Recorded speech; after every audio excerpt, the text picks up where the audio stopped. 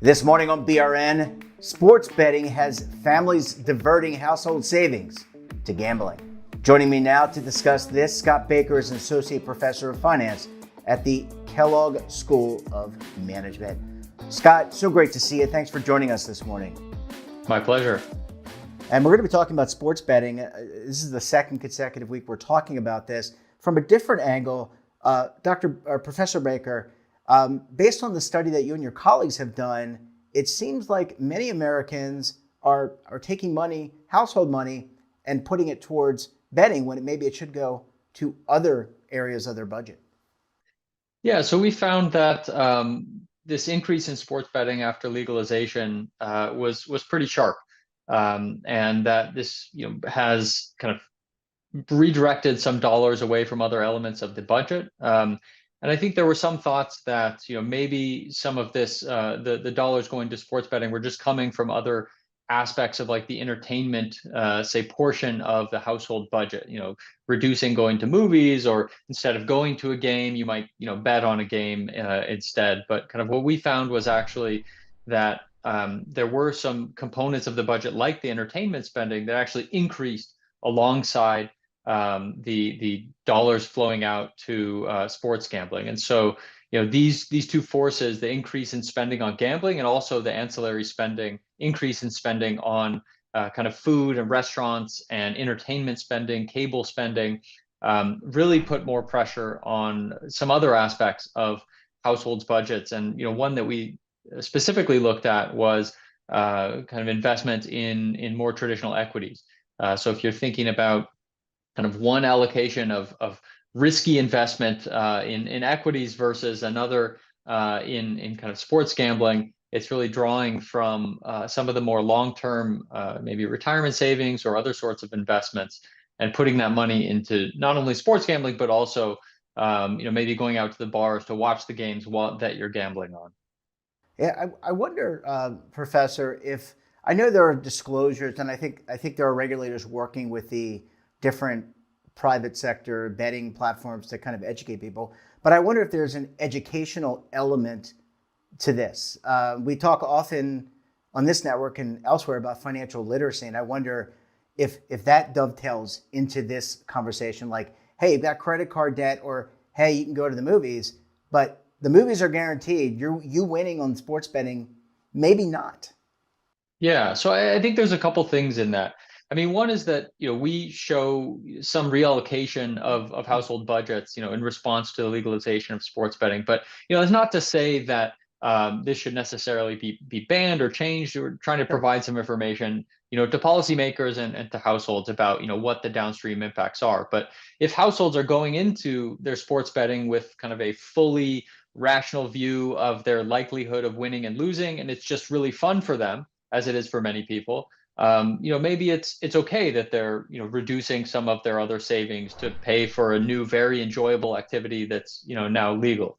I think you kind of bring up a really good point that some of this is about education or literacy, or just the transparency of some of the prices or likelihoods of winning. So especially some of the more complicated bets and some of the bets that people really like to place are sorts of like parlay bets, where you're betting on multiple things happening all at once, and you can get 1,000 to 1 payoff. But those are often the most kind of mispriced, in the sense that they have the best margins for the betting sites. And so, you might think that some households are making particular bets without a full understanding of the likelihood of kind of winning. And so in that sense, maybe there does need to be a little bit of extra disclosure or kind of a better understanding. Maybe that just comes with, a longer period of time of this being legal and kind of normalized, where people have a better understanding of, their likelihoods of wins and losses. Yeah, I mean, I think a lot of all this, in my opinion, and I'm not a professor at all, just anecdotally, I think the more you educate people, the better consumer they're going to be. And look, it's fun. You can follow. I know I don't bet per se. I played slot machines. That's pretty fun to be able to put And I've lost every slot machine I've ever played. I've lost, but that's fun. And I can imagine following your favorite sports hero or basketball player, NFL player. That is fun. It actually allows the person to be kind of participatory in the gaming process, an active participant, I guess. Absolutely. And I mean, my co-authors and I are kind of interested in sports betting and engage in some sports betting ourselves. So it's not to say that is a moral failing or anything like that. But we kind of, and that's part of the reason we did this study, is to kind of better understand, just what happens after sports gambling is legal. So there's definitely an entertainment component that is obviously very enjoyable and very valuable to a lot of people.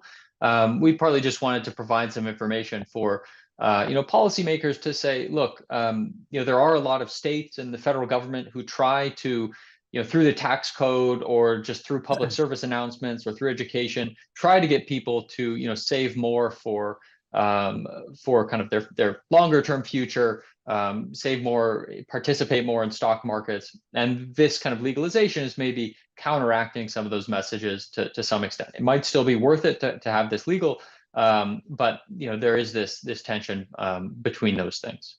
Yeah, absolutely. And what's the follow up to this, Professor? What's the next step in the research? Is it just as it expands, more years get tacked on in terms of history, you have more data, and therefore you can see the overall impact, or are there other questions that you and your colleagues want to answer? Yeah, so I think there's a few directions to move in. One is that there are a couple other teams who've been putting out some research very recently as well, as this is a kind of fast-moving phenomenon, about some of the other impacts. So there were some other researchers who had data from credit registries where they could observe things like credit scores and bankruptcies and debt delinquencies, and they also saw some negative effects there. So kind of across a different element of the household budget or the household financial picture, there's some other work being done. We're looking, as you said, at kind of extending our sample window. So, as more states legalize in different ways, as we have more of a post period of legalization, we can get some better understanding of, whether some of these effects are short term or long term. We saw kind of continued growth over time in the amount of sports betting going on within individual and within states. So this was still growing, but we haven't found the peak or really plateau yet. And the other place that we're trying to dig a little bit more into are some of the individual level results. So, who are the individuals or who are the households who seem kind of most susceptible to this? We can match in maybe some data on local advertising and things like that to kind of better understand who, not only the aggregate effects of this, but some of the kind of household specific effects as well. Yeah, well, it's certainly going to be, you're going to be growing your data set and obviously have more data. And look, if I guess I'll take it at that we make it as a network. If people start betting what the topic of the show is going to be, and so then I'll say, boom, I've made it. Maybe I can get a endorsement from DraftKings. Who knows? Professor Baker, I'm just kidding, folks. Professor Baker, we're going to have to leave it there. Great to see you. Thanks so much for joining us. Great research, and we look forward to having you back on the program again very soon. Absolutely. Had a good time. And don't forget to subscribe to our daily newsletter, The Morning Pulse, for all the news in one place. Details at our website. Until tomorrow, I'm Jeff Snyder. Stay safe. Keep on saving. Don't forget, roll with the changes.